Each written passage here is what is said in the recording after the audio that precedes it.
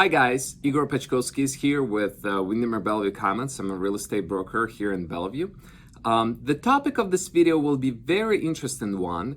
If you've been trying to buy a home for the first time, or even if you bought homes before, you might run into a crazy real estate market that we're in and a lot of multiple offers on many homes.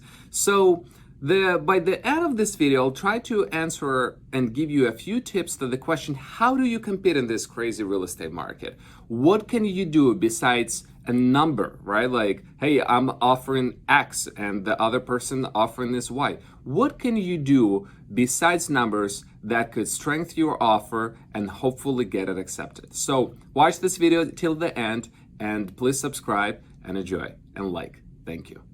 Number one tip on my list is you must have a rockstar team. Let me explain. There are a lot of people in real estate. They treat real estate as the side gig. They might have a full-time job or they might not have any job, and they went online, they passed the test, they got a license. Yes, they're in real estate now. Great. They're not going to be a huge value add to you. Of course, they can show you a home. Everybody can open the door. They could tell you some stuff that they can read online about the property. Great. Maybe they sold a few homes before. But there is no way they will know more and be more professional than someone who is treating it as a career and someone that is absolutely professional of their craft, and they work full-time, double time, 100 hours a week to be out there and to be number one in what they do.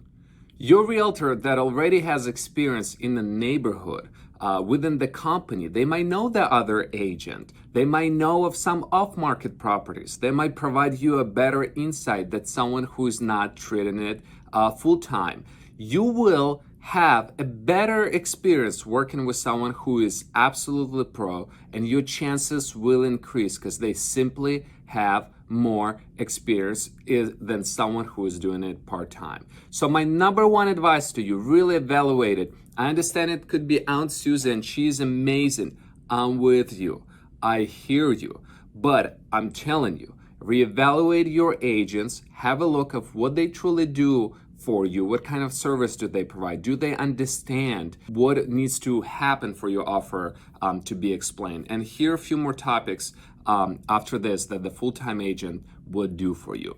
So topic number two, after you get your full-time agent, two things that we usually do for our clients, and what do you need to know? You need to understand the buying process. A lot of times, the buyers, when they come to the market, they start with the property. Oh, I like this home, let's go see it. And someone who is their realtor is say, yeah, oh yeah, great, let me go open the door for you. Fantastic.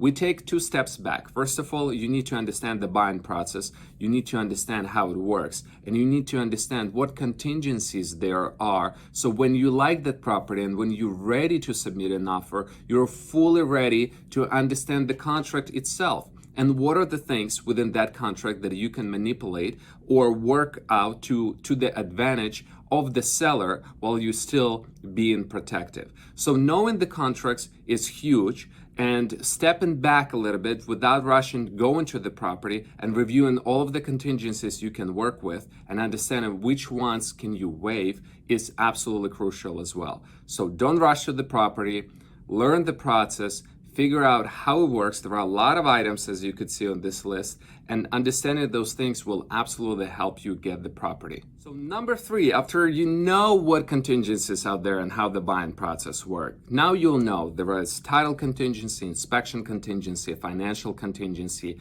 seller disclosure.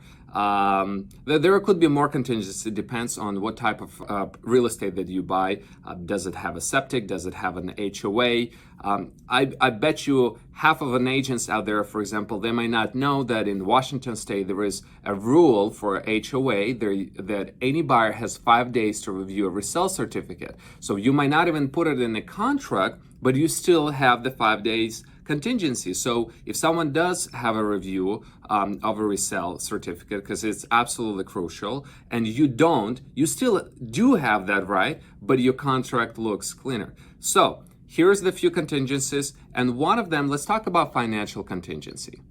A financial contingency, it is a contingency that allows you to get a loan, right? So the offer is contingent on the borrower to be able to get a loan. If for some reason the borrower cannot get a loan, either something is off with their credit score or they lost an employment, the offer is contingent on that. So in the case that the borrower would default, the borrower gets his earnest money back. So that's a contingency in a nutshell. But you could think, how could it affect you?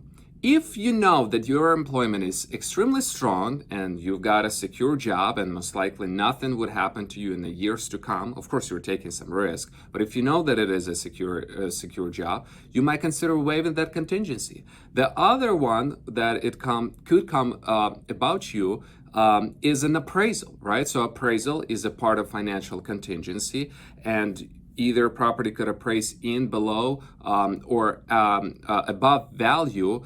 We usually run a lot of calculations with our clients in the different scenarios, the worst case of scenario, how much money, if the offer gets escalated, how much money possibly you could put out of the pocket, and would there be a substantial amount to cover the difference if appraisal for some reason comes a little bit lower. So after you have those calculated risks in place, and you understand that you have strong employment and you do have enough money potentially to cover the difference of appraisal, if it happens after a lot of different homework that we do, you could be in a good position to waive the financial contingencies as well with the very minimum risk, and that will make your offer even stronger. So understanding those things, running numbers, really doing your homework before putting an offer is the huge one to win in such multiple offer situation.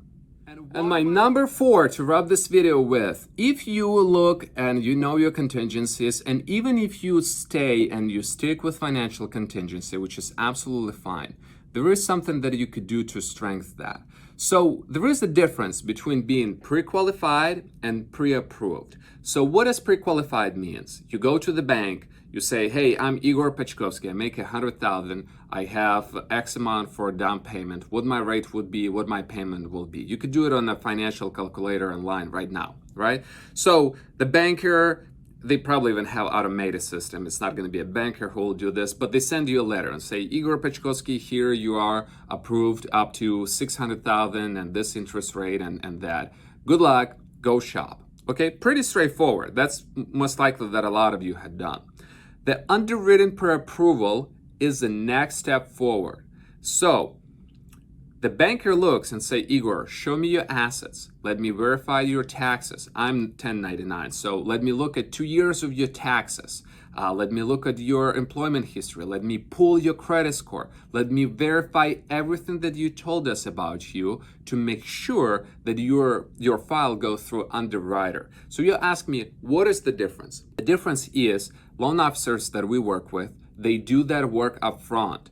And any other bank out there, they do it later. So they tell you, go shop, and when you get your contract accepted into a mutual acceptance, then we'll start working. Because now we have a file, we have a closing date, we have your mutual accepted contract. Now we'll be pulling and verifying your information.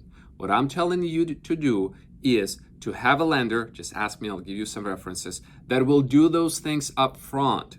So when we submit offers, we call to that listing agent and we say, my client, Bobby, he's been through underwriter. We already verified everything on him. His credit score been pulled. There are no jokes. Like, we have a rock solid client. We're ready to go, and we're selling the trust and security, which are very, very few agents out there and loan officers do. Guys, to recap, there are a lot of I had said, and it might take a minute to process, but you do want to work with the rock solid team. Your loan officer is important to make sure that they have good amount of knowledge of an industry and a great amount of energy to get your offers accepted. Your real estate agents that will provide you all the insight. Number 2, your real estate agent will walk you through the buying process and explain those contingencies in depth, because some of them you could waive. And you could make your offer stronger if you know how to go around those contingencies and how you still can be protected.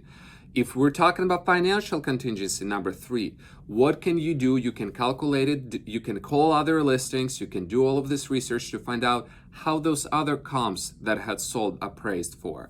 Maybe it's not that big of a deal for you to waive your financial contingency and to make your offer even stronger. Maybe you could do a little bit more on the earnest money. Maybe you can make non-refundable earnest money. It's the same thing when you look at it. So number 4, if you do have financial contingency, and even if you don't, you do want to make sure that you have absolutely rock solid financing. You want to go through an underwriter, your file want to go through underwriter before you find the property. So when you do find it, you're selling the security and trust and all those things, besides the numbers, which are absolutely huge of how much you actually offer and the structure of the offer. Those all things make a difference when you submit an offer, when you are competing in multiple offer situation, and especially if you're buying the property for the first time, you need to learn those things before you go and see the property. Guys, thank you for watching. I truly appreciate your time. I know that's a lot to think into, but please like and subscribe to this channel. I appreciate you watching, and in the next video we'll be talking. Already a few clients reach out to me and say, Igor, this is unsustainable that home prices grow like this. We feel we're in the bubble. So next video I'll look a little bit closer into demand and supply, what is happening with that, where we at with that, and why I believe we're not in the bubble around Seattle. So see you next week. Thank you so much. Have a good day.